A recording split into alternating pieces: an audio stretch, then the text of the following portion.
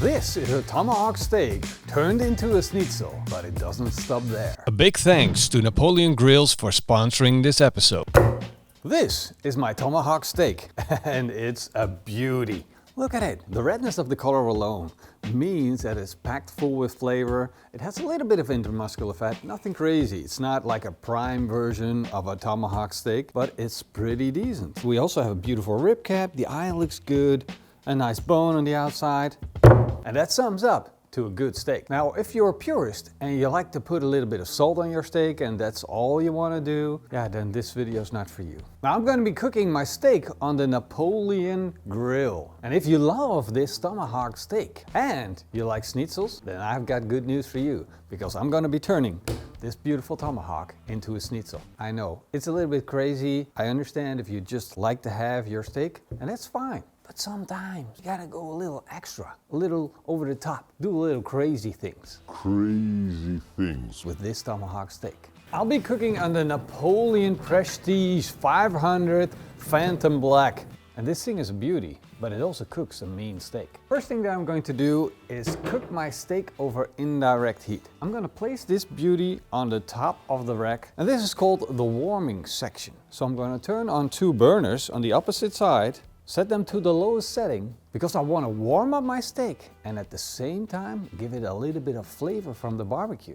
Because my favorite way to add smoke to this steak on a gas barbecue is to take in a piece of smoldering wood, which in this case is beech wood, that I'm going to place indirect from the steak. And by closing the lid, I'm going to let the steak smoke in my gas barbecue. I'm going to let the temperature come up to around 100 degrees Celsius in the barbecue. Now the goal is not to cook the steak, but to add flavor.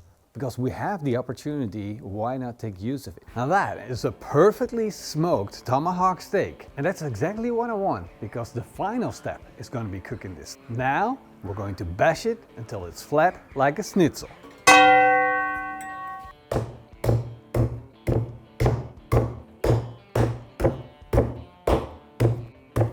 It looked like it fell from the sky and dropped onto your plate. This is one of those situations where you have high risk, high reward. You're mashing down on that beautiful tomahawk and you're thinking, oh my, what have I done? Let me tell you what you did. Flatten your tomahawk steak. You gotta break them down first before you can build them up again. I'm gonna make a breading station with some all-purpose flour, a couple of beaten eggs, and some breadcrumbs. Now we're basically ready.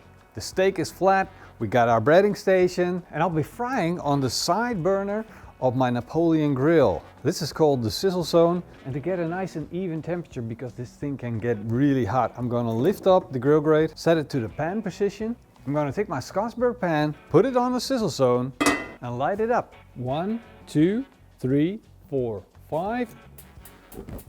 And I'll be frying my beef in this beef tallow. And I'm going to start by making the cheese sauce. And this is something new. I've never ever done this before, and I will be using a new ingredient for me at least, because for me, cheese sauces is all about butter, flour, and then creating that roux, adding the cheese, and then you have your beautiful cheese sauce. Maybe a little bit of milk, of course. But now we're going to use some condensed milk. So I'm going to put in 400 grams of condensed milk and 150 grams of old cheese for flavor. And in the meantime, I'll be chopping up 3 bell peppers, 4 small yellow onions, a couple of jalapeno peppers, and I'm gonna stir fry them on my hot Scotsburg cast iron press skillet. Oh man, this sauce. I don't know, this is not right. This sauce is not working for me. Look at how thick that is. Maybe we should have had more condensed milk? Well, it doesn't look like I'm able to salvage this. This looks like a hot mess. I want to make sure I taste it, because even though it's lumpy and not beautiful, silky smooth, it doesn't mean it doesn't taste right. Ugh. Oh, that's nasty. It was a recipe I saw on TikTok. The sweetness of the condensed milk reminds me of pudding, but then mixed with cheese, and now it's lumpy too. It happens. I'm sorry. No cheese sauce today. I'm gonna season the steak with a little bit of Texas barbecue rub. Of course, I'm gonna do that on both sides. We got a lot of servers, which means we can have a little bit of flavor on it. Now that tomahawk goes into the flour, You want to make sure you get it everywhere, but once you do, you also want to tap it off again. And then it goes into the egg. There we go.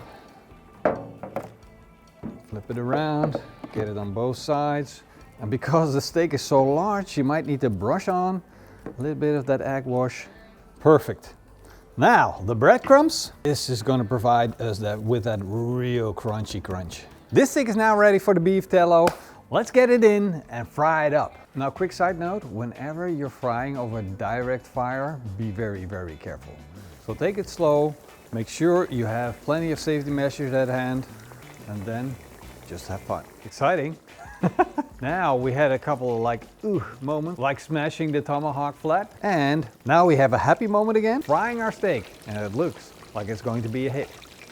Oh, this is starting to look freaking amazing. It's like one giant chicken nugget. Of course, I want to fry it evenly on both sides, so I'm going to flip it around every now and then so it gets time to heat up, cool down, heat up, cool down. And we're building up that crust in an even way.